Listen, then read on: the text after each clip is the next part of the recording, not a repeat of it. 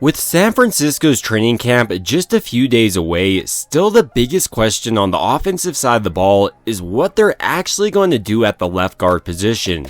Sure, they have a potential replacement in Ben Barch or maybe Spencer Burford, but they don't really have a proven veteran. And given the fact that Brock Purdy was running for his life with Aaron Banks as his left guard last season, it seems vital they pick up another player. Maybe someone like Dalton Risner, who's actually an improvement over Banks. He earned an overall grade of 67 last year according to PFF, and his pass block grade of 76.2 was 13th among all NFL guards. And while his run block grade wasn't ideal last season, as a rookie for the Broncos in a system similar to Kyle Shanahan's that really prioritized his ability to get up to the second level and get out on the move as a player, he ranked top 5 among all guards in his zone run blocking efficiency.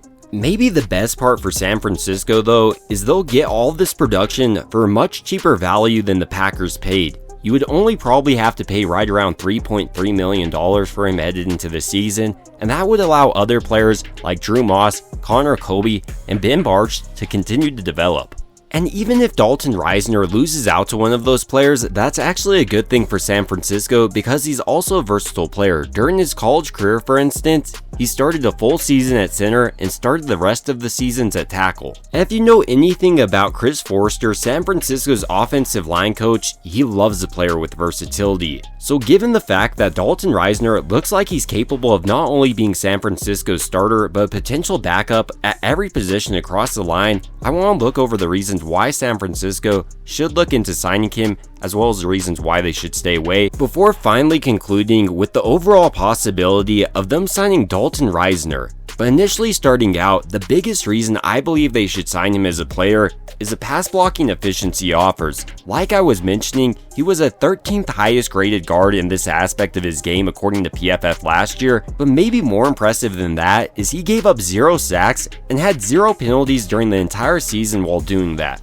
High-level stuff. And when you turn on his tape, it comes as a little surprise. His technique is basically flawless. He does a great job of timing up his initial punch with the defender's pass rush, and then when he's faced with, let's say, a bull rush, he's phenomenal at anchoring. He keeps a wide base and keeps his feet moving throughout the rep. And if you're a defensive tackle, the last thing you can do is allow Risner to get inside your chest, because once he latches on with his powerful hands, it's extremely challenging for defenders to get away. You see them struggling to try to get away, but he just stays latched on. Another underappreciated aspect of Risner's game in his pass protection is just how smart of a player he is. He does a phenomenal job of identifying both blitzes and stunts, and then has the athleticism necessary to make the necessary adjustments. Another thing about offensive linemen that people don't usually think of is that they're a cohesive unit, and Risner makes the unit as a whole better. He helps out both his tackle and center when he has no one lined up against him, in a similar way we saw Dominic Puni do last year. Another vital part in Kyle Shanahan's offense is the ability for guards to go out and set up screens, and Risner does an excellent job doing that, and I love his technique while moving. He can execute hook blocks,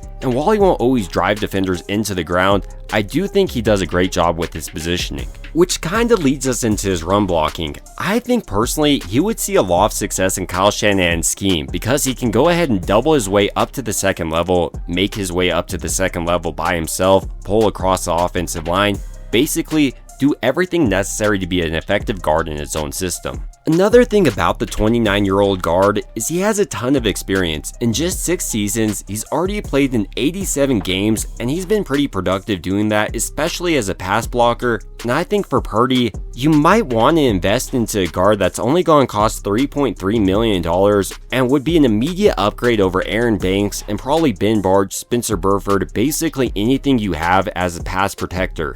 That way, Purdy can continue to develop. And even if it's the worst case scenario and he doesn't see a single snap this season, he's cheap. He's only $3.3 million, and then you just have that peace of mind. But now we need to talk about the reasons why San Francisco probably shouldn't sign Risner, with the biggest probably being his injury history. Last year, he only played in 10 games because of a back injury that saw him be placed on IR to start the season. And during the 2023 season, he only played in 15 games due to a partially torn UCL. And while he's been overall pretty reliable and consistent as a player during his NFL career, over the last couple of of years, he does have some injury concerns. Outside of injuries, it's also necessary to see if he can actually be effective in Kyle Shanahan's scheme, so you need to bring him in, work him out, and see if he can execute all the things you need him to do. While I think he can, Shanahan needs to confirm this. So overall, I do think San Francisco will be signing a guard, especially if, let's say, Ben Bartch and Spencer Burford don't look all that once pads come on. And honestly, Dalton Risner is the exact type of player they're looking to sign. He has a ton of NFL experience, so they won't have to bring him along, and on top of that, he's dirt cheap, coming in at only $3.3 million. So don't be surprised if San Francisco does bring in another guard, and that guard is Dalton Risner. But now, I want to hear your thoughts about San Francisco's weakest position and what you would like to see them do there. Would you like to see them sign a guard, or just go with the players they have? It would also mean a ton to me if you could like and subscribe, and as always, I hope you guys have a great rest of your day.